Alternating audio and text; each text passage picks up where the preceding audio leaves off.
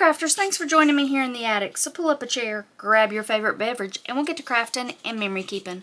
Welcome back to day 4 of Fairy Wings and Forgotten Things.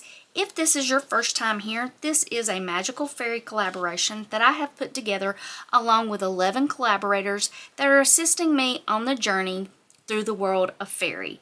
There is a complete video telling you how to go on this quest. I will have that link at the end of this video. And also all the links to all the fairy guides, the kits I'll be using, putting together my journal.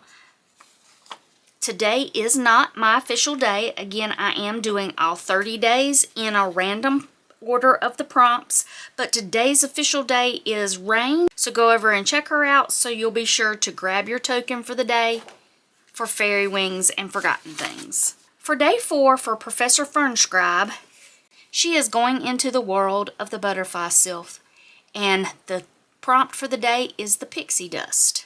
So for pixie dust, use embossing powder. Again, these are loose base prompts. If you don't have embossing powder, use what you think pixie dust represents to you. It could be glitter, it could be something shiny. Just have fun with these prompts. You don't have to stick to them exactly. If you don't have these materials, I don't want you to feel like you got to run out and buy anything. But for day 4, I am using my kit, the Anthology of Fae, and I'm using the butterfly sylph that are in my kit. And I'm going to be decorating the pages based on Professor Fernscribe's journey through the world of the butterfly sylph. So let me grab a few items and we'll come back. I am going to be doing some embossing. I've got some embossing ink that I'm going to be using. And for my embossing powder that I decided I wanted to use, I wanted this to be a combination of colors, almost like it's iridescent. So I have mixed several colors of embossing powder to create this color. I'm using a bridal tinsel, a blue tinsel, purple, a silver, and a green. These are all some that I found at Hobby Lobby when they did a clearance sale, and I just mixed those up in a container to kind of get an iridescent look. And I'm going to do some stamping across the page and embossing as I go. If you've never used embossing powder is sprinkled on either embossing ink that is really kind of sticky, or you can use regular ink, but it doesn't stick as well sometimes if your ink doesn't stay wet very long. But you'll do your stamp, sprinkle your embossing powder on there, and then you'll use a heat tool to heat that up, and it turns into kind of, it gives it an embossed, glazed look. And I'm gonna be making a pattern going across my page here. So I'm gonna add some music and you can watch as I'm doing this. I had a little bit of trouble with some footage, so I lost some of the footage for this embossing. So I want to just show you how to do this last little section here. You want to just make sure you're getting plenty of embossing ink on your stamp. Stamp that down, and then you're going to cover where you stamped with your embossing powder. Use plenty of powder. You're not going to waste it. I'll show you what you're going to do with the extra. And what I like to do is pick that up and kind of tap it underneath to kind of make sure all that embossing powder sticks to all the areas of the stamp. And then I take an extra sheet of paper and just tap off the excess. And then I'll take that excess and put it back in my container. So that way you don't waste anything.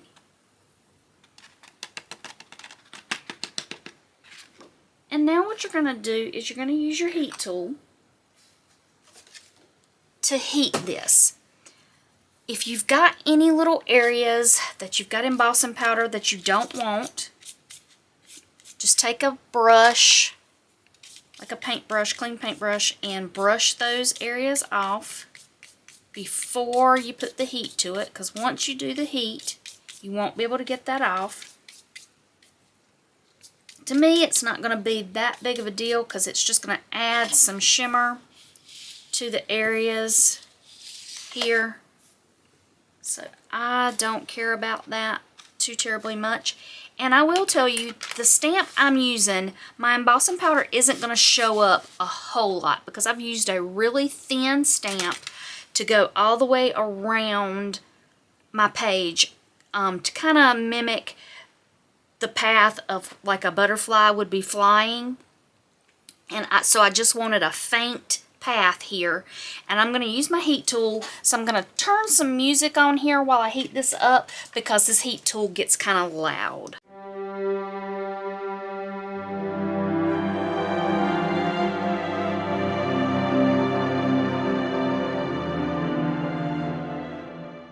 And then once you're through, your embossing powder's all set. It won't come off. You can rub it, but you can actually feel it's a little raised, so it gives that embossed texture. And the next thing I want to do to follow along with Professor Fernscribe's visit to the world of the butterfly sylph is I'm going to add some flowers that I have used some shimmer spray on. I'm using the Distress Spritz because this is kind of translucent, so because I didn't want to change the base of the flower a whole lot. I just wanted to add some color shimmer to it. So I'm using the Distress Spritz, and I've used fossilized amber and peacock feathers so far. And I'm going to be adding some picked raspberry. Anytime you're using spritzer sprays, you want to do that in an area that's like a box or something like that, because if you just spray, you will end up with stuff all over your desk and all over your project. So I'm going to take this to my spray area where I normally spray, and I'll come back. While I let those flowers dry, because I'm letting them dry in between each layer so it builds color instead of kind of turning to mud, I'm going to set these aside and work on the part of the prompt that is the pixie dust. I had this little bottle in my stash, and I thought this would be great to hold my pixie dust. And for the pixie dust, I just added some color shifting glitter. Again, I got that at Hobby Lobby. And filled my bottle up, and I'm going to be making this like a dangle charm that I'm going to put on a hidden paperclip card. So I'm going to create a hidden paperclip out of this butterfly. And to do that, I have pre-cut a strip. It's 11 inches long. I cut it at 2 inches wide. I folded it in half because my card's going to be like that. And to make a nice edge that you can put on things and not catch a lot, you want to kind of reinforce this edge a little bit, which is why I used the 11-inch piece of paper. I wanted to be able to make 2 folds. They're approximately an inch each way. What I did, once I folded that in half, I just held that paper up to my card and just folded that up to the edge of the card so it wouldn't be showing. And I'm just going to glue that down. And now I'm going to put my paper clip over the top of this. And then I want to glue this piece to my card. So I'm going to put plenty of glue here. Line the top of the paper clip back up with the top of the journal card. And burnish that down so it sticks well to the card. You can flip it over, burnish it that way. And I like to kind of just press it with my fingers around where the paper clip is because it's hard to burnish around that paper clip, just to make sure that all gets glued down. And now I'm going to ink up the edges of this a little bit before I do anything else, because I want to ink the back of this, because I'm not going to be covering up the complete back here. I'm just going to cover this portion here. And the reason I want to do that is the page this will be clipped onto, this back part will not be the day 4. It'll be a different fairy world. So I don't want to put anything on the back of this that messes with the images that'll be on that next day. So I'm going to kind of just keep that neutral, if that makes sense. When you see what card I'm picking to go back there, you'll see kind of what I had in mind. I'm just going to go ahead and ink this up, and then ink. I'm using the vintage photo ink here. And now I'm going to put the back part covering this back paper clip up. And I've got a little scrap of paper that looks like it's kind of crackled paint, and I'm going to cut that 2 inches wide to go over this portion of my paper clip, and I'll be right back. So I'm just going to go ahead and put this right here, covering up that back, and this was printed on some sticker paper, so I don't have to use any glue here. So let me just peel off the sticker paper, line this up, and as I'm doing this, I want to push that in around the paper clip to get that down well. And then I'll burnish around, attaching it all over the back of that piece. And then I'm just going to cut off this extra.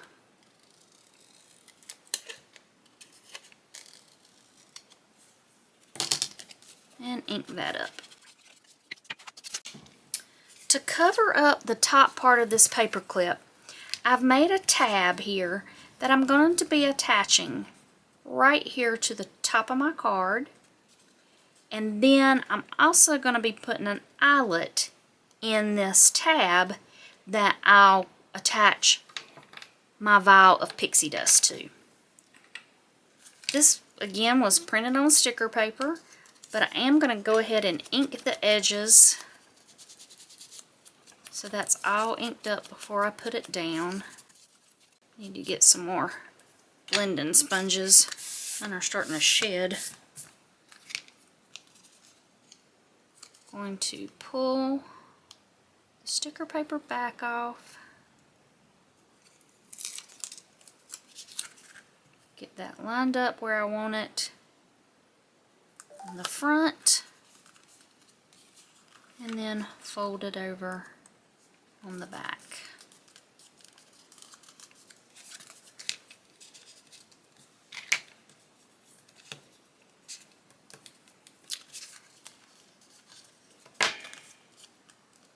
And I'm going to grab my eyelets. I'm going to do pretty much the same thing I did on day 1 where I added the little locket charm. Use my crocodile. Again, using the 1/8 inch to make my hole.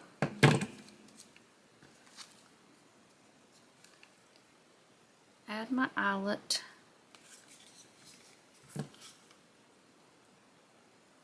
And then set that down.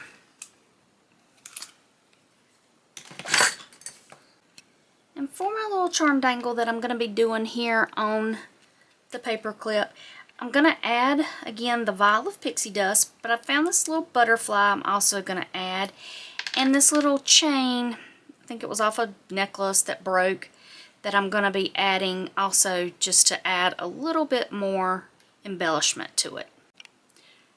For this one, I'm going to use 2 jump rings to make it a little bit longer off the edge here. This jump ring's pretty soft. I think I can close it back with my fingers instead of getting 2 pairs of pliers. And I'll take one more.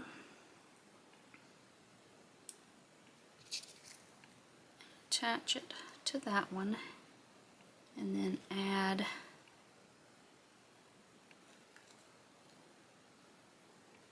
my vial of pixie dust.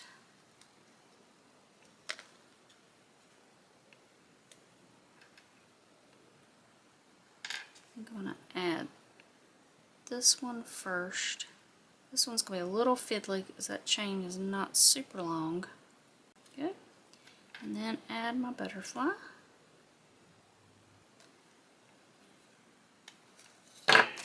Now I've got my little charm dangle there that'll fit on my page. So I'm going to clear this off and come back and check to see if my flowers are dry. When I was taking the flowers off the page where I had sprayed them, I got an idea that I had not originally planned on. I think what I'm going to do is I'm going to take this butterfly stamp and stamp an image right on this iridescent overspray that I've got here and use it on my page also. I think I'm going to use walnut stain. Slide this over so I can get a good flat surface to stamp on.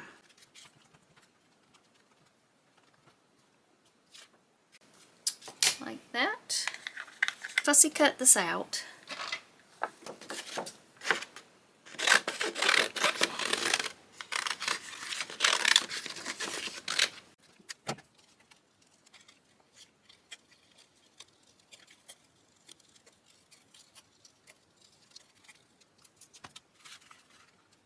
And now I want to lay out how I want to do my flowers. So let's grab my page back.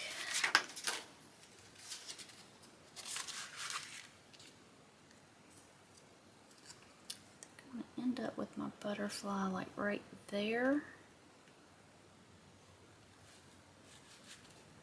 And lay these flowers out almost like they've followed the butterfly in flight.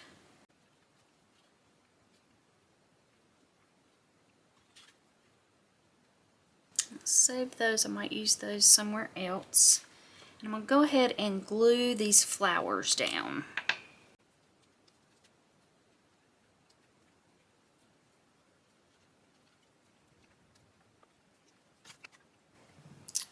I'm going to go ahead and attach my label for the day, and I'm going to do it kind of like a cluster.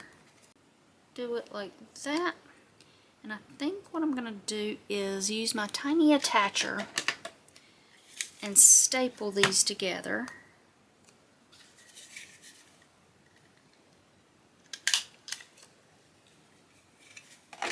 And then glue this down.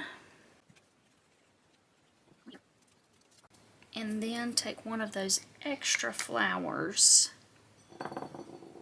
and put right there over my staple.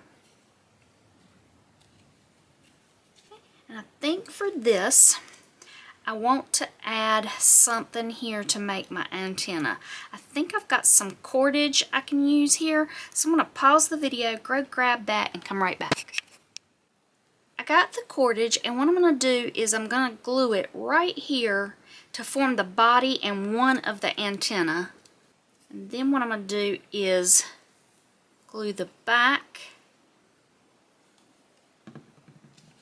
I'm going to take a small piece and glue it to the back here to form the second antenna. And then add a little bit more glue over that, and then I'm going to glue that down on my page. And that glue should dry clear, so you won't see that. I'm going to clean it up just a little bit with a brush, just to make sure it dries clear and doesn't leave a film. But the majority of it you should not see once that's dry. And so that's kind of my butterfly in flight there, following its path through the world of the butterfly silk. Now what I want to do is make my pocket that my daily information card will go in. So I took a corner tuck pocket and I'm going to ink that up.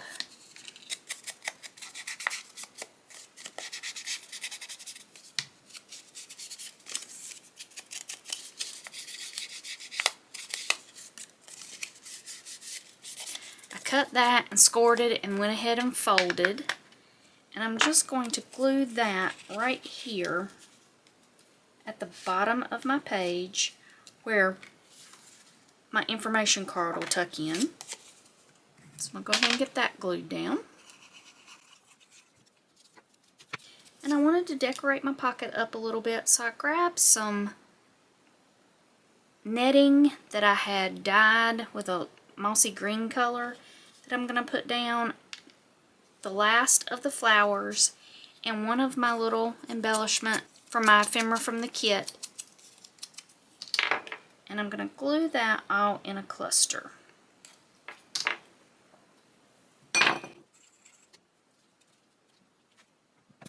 For my paper clip card, I'm going to clip that right to the top of this page here. And it'll go right down. And then this can kind of hang out the top of the book so it won't be so thick. And I'm going to ink up the information card. So let's stamp Professor Fernscribe's information card for the day, for day 4. And let's see what Professor Fernscribe has to tell us today about her adventures in the world of the butterfly sylph. Day 4, the pixie dust. World of the butterfly sylph. Environmental notes. A meadow suspended in perpetual twilight. Bioluminescent flora scattered faint illumination. Air warm and thick with floating pollen motes. Acoustic environment light with faint hums akin to wind harps. Cultural observations. The butterfly sylph are a diminutive aerial beings with iridescent stained glass wings. Sustenance is nectar, dew, and pollen. Communication, laughter-like vocalizations, tonal chiming. Social practices include aerial games as rites of trust. Artifact notes. The pixie dust is stored in a crystal vial, particles iridescent and mottle, weightless to the hand, though prone to drifting upward. Magical function. Induces levity of spirit, minor aerial lift, and heightened euphoria. Secondary effect. When sprinkled upon objects, their true form is briefly revealed. Dust that exposes essence as well as lifts body. Narrative encounter. The sylphs tested me with a playful trial, to follow their twisting flight paths through a labyrinth of glowing blossoms. My lungs burned with exertion, but at last I stumbled into a grove where one alighted upon my shoulder. With a sound like silver chimes, she placed a vial in my palm. Inside shimmered the dust, as though the very joy of their people had been captured in crystalline form. A stray mote touched a pebble at my feet. For an instant the pebble shone as a prism of hidden color. Their gift was not only flight, but vision. And so that ends day 4 of Fairy Wings and Forgotten Things. So be sure to hit the subscription button and the notification bell so you'll be notified anytime I put up any new content, and come back and join me for the rest of our adventures through the world of the Fae. So until next time, y'all take care.